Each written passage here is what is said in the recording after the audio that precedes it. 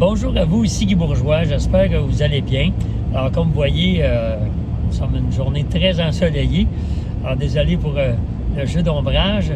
Je vais finir l'année dans mon pep talk de ce mois-ci en vous racontant une petite histoire. C'est pas un fait vécu, j'avais entendu une histoire semblable il y a plusieurs années dans une conférence et je l'ai repris un peu à ma manière, là, je la nomme dans certaines conférences. Alors, c'est l'histoire du gars qui, un matin, se lève un peu en retard pour aller travailler.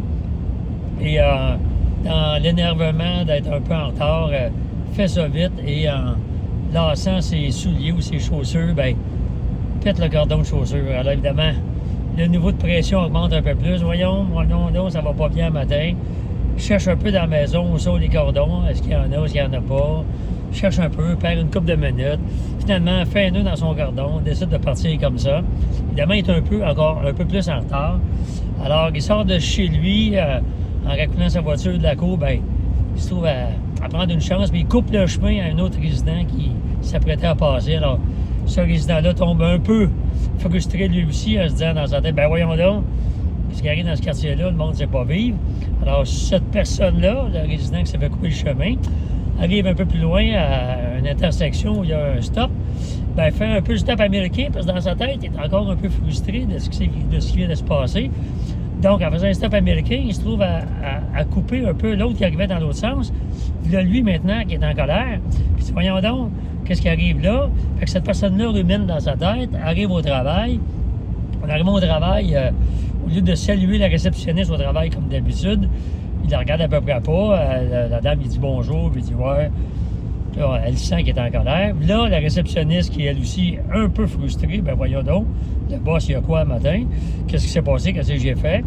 Et évidemment, ben, la réceptionniste répond à un client un peu plus tard, puis elle aussi, un peu en colère à cause de ça, puis elle répond un peu sec au client, ben, regardez, attendez, là, c'est pas ma faute, l'autre est en ligne.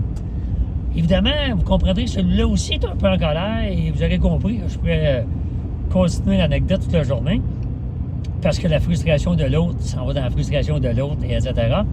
Et c'est là où je veux mettre l'emphase. C'est que la plupart du temps, lorsqu'on est frustré par rapport à une circonstance ou par rapport à quelqu'un, je vous invite à vous dire, puis moi, ça fait 30 ans, 40, 35 ans que j'ai saisi ça, c'est que si quelqu'un me répond sec, on me salue pas, on me coupe le chemin, quoi que ce soit, c'est pas vrai que moi, je vais me mettre en colère ou être frustré ou que je vais gâcher ma journée à cause d'un événement comme ça. Parce que l'événement comme ça provient de l'autre qui était frustré. Par en bout de ligne, on pourrait dire que la personne a répondu au client sèchement à cause du gars le matin qui a pété ses cordons de souliers. Alors, vous voyez l'absurdité de la chose. Alors, il ne faut pas accepter que les circonstances ou les choses puissent nous démotiver ou nous mettre en colère. Alors, c'est pas les circonstances qui vont contrôler mon humeur. Alors, quand il arrive quelque chose, la caissière ou IGA me dit pas bonjour, ou est un peu sec, quoi que ce soit, ben, moi, je vais me dire, bon, ben, elle a vécu quelque chose, moi, ça ne change rien. Alors voilà, c'était mon petit message. Dans le temps des fêtes, vous allez sûrement rencontrer un paquet de gens. Vous allez aller à des endroits où vous allez moins souvent. Vous allez vous déplacer avec prudence. Ben, si jamais quelqu'un vous coupe le chemin, avec le sourire, vous vous dites, bah, ben, lui, il est arrivé quelque chose, mais moi, ça ne changera rien dans ma journée. Alors, salutations à tout le monde. Je vous souhaite une bonne fin d'année. On se reparle en 2023. Bye bye.